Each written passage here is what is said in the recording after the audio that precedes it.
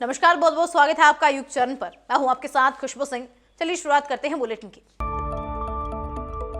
दिल्ली की 3 राज्यसभा सीटों पर होने वाले चुनाव के लिए आम आदमी पार्टी ने अपने कैंडिडेट घोषित कर दिए हैं। पार्टी ने दिल्ली महिला आयोग चीफ स्वाति मालीवाल, संजय सिंह और नारायण दास गुप्ता को टिकट दिया है। संजय सिंह शराब घोटाले में अभी भी जेल में बंद है। हालांकि कोर्ट ने उन्हें जेल से चुनाव लड़ने की अनुमति दे दी है। इसके बाद उन्होंने जेल से ही चुनाव के लिए नामांकन दाखिल किया है। उनका एक दूसरा कार्यकाल होगा। वहीं पेशे से चार्टर्ड अकाउंटेंट नारायण दास गुप्ता का भी ये दूसरा टर्म होगा। 27 जनवरी को दिल्ली में राज्यसभा की 3 सीटें खाली होने वाली है। इन पर 19 जनवरी को चुनाव होना है। इसके लिए नामांकन की प्रक्रिया 3 जनवरी को शुरू हो गई है। राज्यसभा में आप के कुल 10 सदस्य हैं। बीजेपी, कांग्रेस और टीएमसी के बाद सांसदों के लिहाज से आप चौथी सबसे बड़ी पार्टी है। नॉर्थ कोरिया ने शुक्रवार को साउथ कोरिया की तरफ तोप के 200 गोले दागे हैं। फिलहाल किसी तरह का नुकसान होने की कोई खबर नहीं है। मीडिया रिपोर्ट्स के मुताबिक नॉर्थ कोरिया ने साउथ कोरिया के योनप्योंग आइलैंड की तरफ गोले दागे हैं, जिसके बाद साउथ कोरियाई प्रशासन ने लोगों से आइलैंड खाली करने को कहा है। इसके अलावा पास के बैंगनियोंग आइलैंड को भी खाली करने के आदेश दिए गए हैं। दक्षिण कोरिया ने तानाशाह किम जोंग उन के इस कदम को उकसाने वाली हरकत बताया है। इस तरह की हरकत नॉर्थ कोरिया ने 2010 में की थी। उस दौरान योनप्योंग आइलैंड के 4 लोग मारे गए थे। वहीं 13 साल बाद नॉर्थ कोरिया की तरफ से दागे गए तोप के गोले बफर जोन में गिरे, यानी ऐसे इलाके में गिरे जहां नॉर्थ कोरिया और साउथ कोरिया दोनों ही देशों का कब्जा नहीं है। मीडिया रिपोर्ट्स के मुताबिक ये घटना नॉर्थ कोरिया की तरफ से दी गई चेतावनी के बाद हुई है।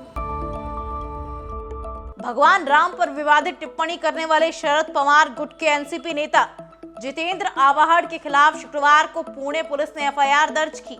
बता दें कि भारतीय जनता पार्टी की पुणे इकाई के अध्यक्ष धीरज घाटे की शिकायत के बाद जितेंद्र आवाहड़ के खिलाफ ये मामला दर्ज हुआ है।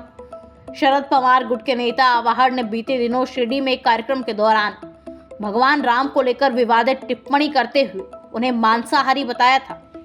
उन्होंने कहा था भगवान राम शाकाहारी नहीं थे, वो मांसाहारी थे। 14 साल तक जंगल में रहने वाला व्यक्ति शाकाहारी भोजन ढूंढने के लिए कहाँ जाएगा? क्या ये सही है या नहीं?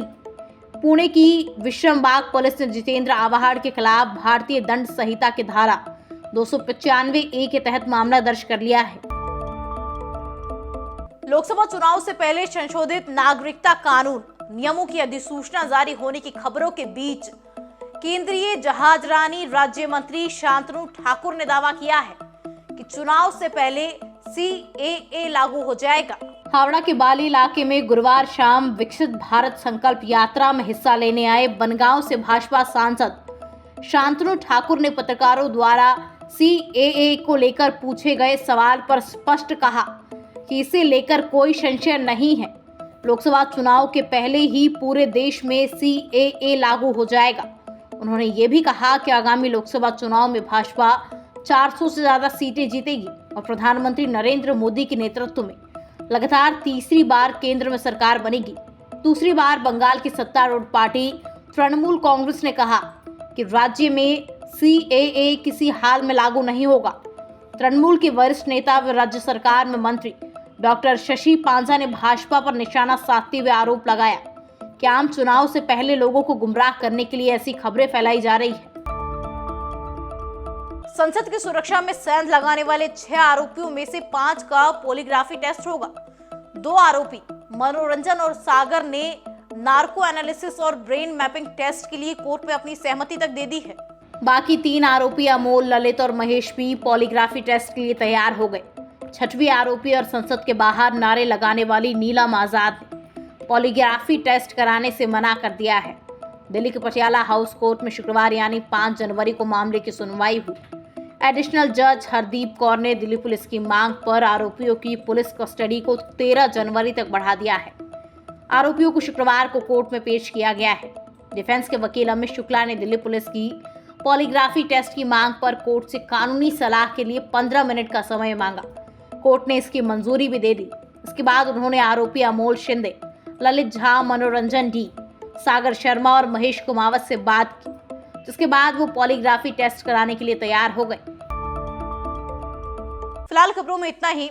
आगे की खबरों को देखने के लिए यूं ही बने रहिए हमारे साथ युग चरण पर।